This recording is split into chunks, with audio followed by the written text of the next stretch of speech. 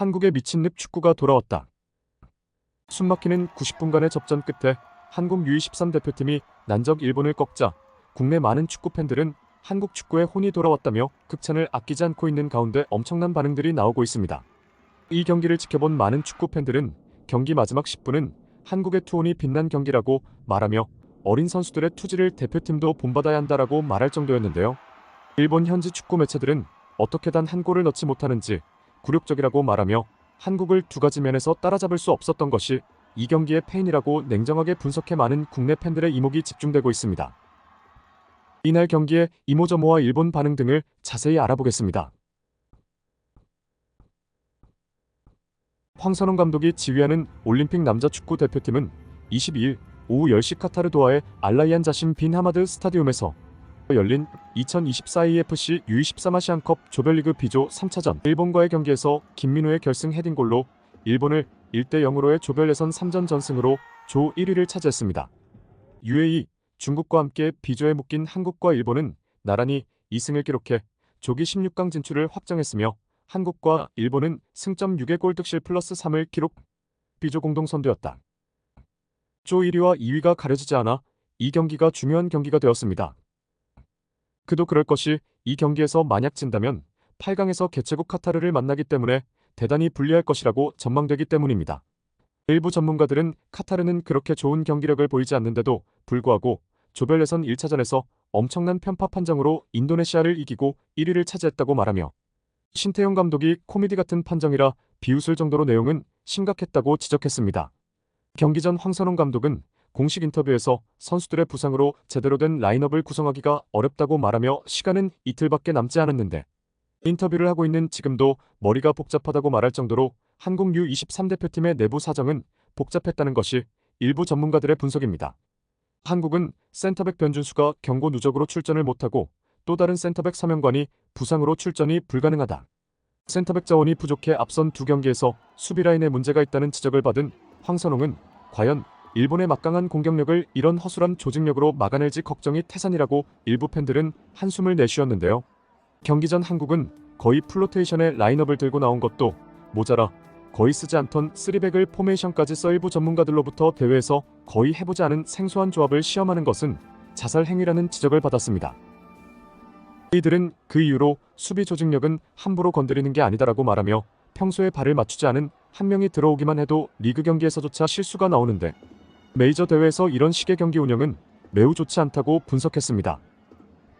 하지만 또 다른 일부 전문가들은 메이저 대회의 특성을 전혀 모르고 하는 추갈못스러운 분석이라고 일침을 가하면서 메이저 대회는 부상과 경고 누적이라는 변수 때문에 반드시 로테이션을 돌려야 하고 그것을 감안하고 멀티 포지션을 소화할 수 있는 선수들로 구성하는 것이 거의 정석이라고 반박했습니다. 이들은 이어 황선홍 감독이 쓰지 않던 3백을 좋아서 쓰는 게 아니다. 포백으로 나설 수 있는 전문 센터백 자체가 현재 없기 때문에 수비형 미드필더들과 좌우 풀백 심지어 윙백들을 총동원하여 수비진을 구성할 수밖에 없는데 포백을 들고 나왔다가는 일본의 파상 공세에 4년 전 0대3 대패를 당한 경험이 있어 황선홍 감독은 현재 전력으로는 5백이 최선이라고 생각한 것이라고 분석해 많은 팬들의 고개를 끄덕이게 했습니다. 경기가 시작되자 한국은 예상대로 수비 라인을 아래로 내려 중앙 지역으로 들어오는 일본의 공격진을 기다렸다가 공을 끊어내 상대 수비 뒷공간을 노리는 역습 축구를 구사했는데 일본은 경기가 시작하자마자 왼쪽 측면에서 히라카와가 돌파를 시도하였고 장시영을 무너뜨리면서 땅볼 크로스를 올렸으나 다행히 쇄도하는 선수에게 전달되지 못하여 위기를 넘겼으며 주도적으로 경기를 운영하였습니다. 일본은 전반전 내내 한국의 문전을 두드렸지만 이렇다 할 결정적 찬스를 잡지 못했고 슈팅 숫자는 한국보다 더 많이 기록했으나 슈팅 자체가 전무한 전반전을 보냈는데요. 한국은 전반전이 거의 끝나갈 무렵인 전반 44분경 홍시우가 경기장 오른쪽에서 중앙으로 공을 몰다 페널티 박스 안에 있는 정상빈에게 패스를 연결하고 골대를 등지고 공을 받은 정상빈이 페널티 박스 오른쪽에서 몸을 돌려 상대 수비수를 벗겨낸 뒤 골문으로 빠른 컵백을 날려 골문으로 쇄도하는 홍윤상이 발을 댔으나 상대 수비수가 마크를 해 슈팅이 골대 오른쪽으로 빗나가 팬들은 아쉬운 탄성을 자아냈습니다. 0대0으로 경기를 마친 두 팀은 후반전에 승부를 걸기 위해 좀 더 적극적으로 공격을 하기 시작했습니다. 후반 30분경 이태석이 오른쪽 코너킥 찬스에서 상대 먼쪽 포스트를 보고 올린 크로스를 김민우가 머리로 받아 넣어 골망을 가릅니다. 일본의 사커 다이제스트 역시 편집장의 칼럼을 통해 대체 왜 노자와 다이시 골키퍼는 튀어나온 것인가라고 튀어나왔다면 반드시 공을 만졌어 했다. 그러지 못했기에 명백한 판단 실수라고 꼬집었습니다. 결국 한국은 2골을 지켜내어 1대0 승리를 지켰는데요. 이날 경기를 지켜본 많은 축구 팬들은 마지막 10분 동안 골을 먹을 뻔했지만 한국 선수들이 몸을 날리는 투혼을 발휘해 승리를 지켜낸 것이 정말 인상적이었다고 말했습니다. 현장 중계진 역시 축구 대표팀 중앙 수비수 이재원은 상대의 슈팅을 갈비뼈로 막았다. 혹시나 상대의 슈팅이 손에 맞진 않을까 뒷짐을 진 채로 말이다. 이재원의 몸에 맞은 볼이 재차 슈팅으로 이어지려던 순간 이재원은 고민하지 않았다. 머리부터 밀어넣으며 일본의 슈팅을 막으려고 했다고 극찬을 아끼지 않았습니다. 경기가 끝난 후 일본 매체 야후 재팬의 다수의 일본 축구 팬들이 한국을 비난하고 일본 축구를 올려치는 댓글들을 달아 국내 팬들의 눈길을 끌었는데요. 일부 일본 축구 팬들은 선수비 후 역습하는 구식 축구나 구사하는 한국이 일본의 최신 선진 축구에게 0대1로 승리했다는 것은 정말 분한 일이라고 말했습니다.